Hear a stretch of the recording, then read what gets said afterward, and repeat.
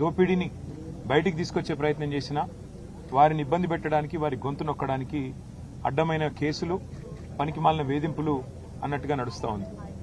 మా సోదరుడు మన్నె క్రిషాంక్ గారు విద్యార్థి ఉద్యమంలో ఉస్మానియా యూనివర్సిటీ నుండి ఒక ధృవతార మాదిరిగా ఆనాడు అప్పుడున్న ప్రభుత్వానికి వ్యతిరేకంగా పోరాటం చేసి, మరి పోరాటంలో ముందుండి నడిచి, తర్వాత క్రమక్రమంగా తెలంగాణ రాష్ట్రం వచ్చిన తర్వాత పెద్దలు కేసీఆర్ గారి ఆశీస్సులతో తెలంగాణ స్టేట్ మినరల్ డెవలప్మెంట్ కార్పొరేషన్కి చైర్మన్గా పనిచేసిన ఒక బాధ్యత కలిగిన సోదరుడు. స్వయంగా తాను కూడా ఒక న్యాయవాది, చదువుకున్న పిల్లోడు, పీహెచ్డీ చేసిన పిల్లోడు. మరి అట్లాంటి తమ్ముడు గత 2.5 సంవత్సరాలుగా ఒకటే పని చేస్తా ఉన్నాడు. ఈ ప్రభుత్వంలో జరుగుతున్న అవినీతిని అడుగడుగునా ప్రశ్నిస్తున్నాడు, బయటపెడుతున్నాడు. ప్రభుత్వం చేస్తున్న అరాచకాల్ని ఎప్పటికప్పుడు వెలుగులోకి తెస్తా ఉన్నాడు, ప్రజల దృష్టికి తెస్తా ఉన్నాడు. ఇవాళ ఆయన మీద కోపంతో ఆయనని ఒక పనికిమాలిన కేసులో, నిజానికైతే ఆయన మీద పెట్టిన కేసు 4 ఏళ్ల కంటే తక్కువ శిక్ష పడే కేసు, స్టేషన్లోనే బెయిల్ ఇచ్చి పంపించాల్సిన కేసు. కానీ జైల్లో పెట్టి, ఈరోజు 12వ రోజు జైల్లో పెట్టి హ్యాబిచువల్ అఫెండర్ అని, అంటే ఈ అబ్బాయి ఇలాగే క్రమేపీ మరి వరుసగా చేస్తున్నాడు ఈ పని అని చెప్పి కేసులు పెట్టి దాదాపు 35 కేసులు. అవి కూడా ఏం కేసులు? ముఖ్యమంత్రి రేవంత్ రెడ్డి గారి ప్రభుత్వం ప్రపంచ సుందరి పోటీలు ఏవైతే ఇక్కడ జరిగినాయో అందులో మిస్ ఇంగ్లాండ్ ని వేధించింది, 2 కాంగ్రెస్ నాయకులు ఆ అమ్మాయిని సెక్షువల్లీ హరాస్ చేసినారు అని ట్వీట్ చేస్తే ఒక కేసు.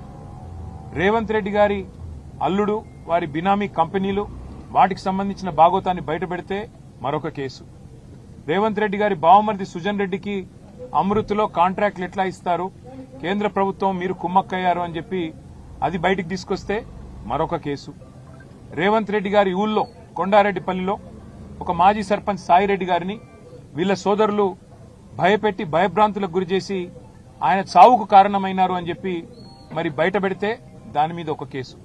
ఈ రకంగా 35 కేసులు తమ్ముడు మన్నె క్రిషాంక్ మీద పెట్టి ఇవాళ తనతో పాటు ఒక 10 మంది పిల్లల్ని ఇక్కడ తీసుకొచ్చి సంగారెడ్డి జైల్లో పెట్టి వారి కుటుంబ సభ్యులకు క్షోభ కలిగించడమే కాకుండా పైశాచికానందం పొందుతున్నారు ముఖ్యమంత్రి గారు.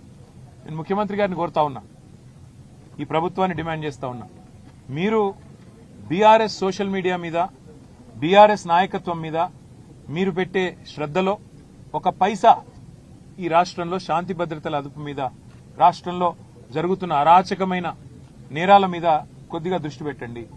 నిన్న కరీంనగర్లో చూడండి, పట్టపగలు 11 గంటలకు, ఉదయం పగలు కూడా కాదు, ఉదయం 11 గంటలకి ఒక జ్యువెలరీ షాప్ మీద దాడి చేసి 4గురిని తుపాకీతో కాల్చేసి వాళ్ళందరూ హాస్పిటల్లో చావు బతుకుల్లో కొట్లాడుతూ ఉన్నారు. అట్లాంటి పరిస్థితులు ఇవాళ రాష్ట్రంలో ఉంటే మీకేమో ఇంతసేపు మీ మీద ఎవరు ట్వీట్ పెట్టారు, ఎవరు ఇన్స్టాగ్రామ్ లో పోస్ట్ పెట్టారు, దీనివల్ల రేవంత్ రెడ్డి గారికి పరువు ఏమవుతుంది? ఆయనకు అసలు పరువు ఉంటే కదా పోనీకే, ఆయనకు అసలు సిగ్గంటూ ఉంటే, లజ్జ అంటూ ఉంటే, ఇచ్చిన హామీలు నెరవేర్చకుండా తప్పించుకొని తిరుగుతున్న ముఖ్యమంత్రి గారు, దీని గురించి ప్రజలేమనుకుంటున్నారో వినే ప్రయత్నం చేయండి. మా నాయకులను వేధించినంత మాత్రాన మాకు తాత్కాలికంగా కొంత ఇబ్బంది ఉంటుందేమో, కానీ భయపడేది లేదు, వెనక్కి తగ్గేది లేదు. నీ 420 హామీలు, నీ 13 డిక్లరేషన్లు, ఇవి అమలు చేసేదాకా మేము ప్రశ్నిస్తూనే ఉంటాం, పోరాడుతూనే ఉంటాం. ఈరోజు తమ్ముడు క్రిషాంక్ మీద కూడా ఈ పోలీసు వాళ్ళు కూడా ఎంత ఓవర్ యాక్షన్ అంటే, హైకోర్టు తీర్పిచ్చింది ఒక కేసులో అబ్బాయిని అరెస్ట్ చేయొద్దని, అయినప్పటికీ ఆ హైకోర్టు తీర్పును తుంగలో తొక్కుతూ పోలీసు వాళ్ళు అరెస్ట్ చేశారు నిర్మల్ కేసులో. దాని మీద వాళ్ళ కంటెంప్ట్ కూడా పోతా ఉన్నాం హైకోర్టులో. తప్పకుండా ఈ ప్రభుత్వానికి, ఈ రాష్ట్ర పోలీస్ యంత్రాంగానికి నేను చెప్పేది ఒకటే, పోలీస్ యంత్రాంగం కూడా ముఖ్యమంత్రి గారి ప్రైవేట్ ఆర్మీలాగా పనిచేస్తా ఉంది. వాళ్ళు మా ఇండ్ల మీదకి వచ్చి మా సీసీ కెమెరాలు హ్యాక్ చేయడం, మా ఫోన్లు ట్యాగ్ చేయడం, బెంగళూరుకి వెళ్లి ప్రత్యేకంగా 12 మంది హ్యాకర్లను తెచ్చి, మనం ఆర్ఎస్ ప్రవీణ్ కుమార్ గారు వివరంగా చెప్పారు అంత విషయం అంతా, హ్యాకర్లను తెచ్చి మా ముఖ్య నాయకుల ఫోన్లని హ్యాక్ చేయడం, అందులో ఏ రకంగా మరి ఏమేమి ఎవరెవరితో సంభాషిస్తున్నారో తెలుసుకునే ప్రయత్నం చేయడం, జర్నలిస్టులను కూడా ఇబ్బంది పెట్టడం, భయపెట్టడం, జైళ్లలో పెట్టడం, వారి ఫోన్లను కూడా ఇవాళ అబ్జర్వేషన్ లో పెట్టడం. ఇవాళ ఈ రాష్ట్రంలో జరుగుతున్న ఈ అరాచక పర్వం ఏదైతే ఉందో దీనికి భయపడే ప్రసక్తే లేదు. ముఖ్యమంత్రి గారికి నేను చెప్పేది, రేవంత్ రెడ్డికి, ఇంతకింత చెల్లించుకుంటావు, ఇంతకింత నువ్వే బాధపడే రోజు వస్తుంది.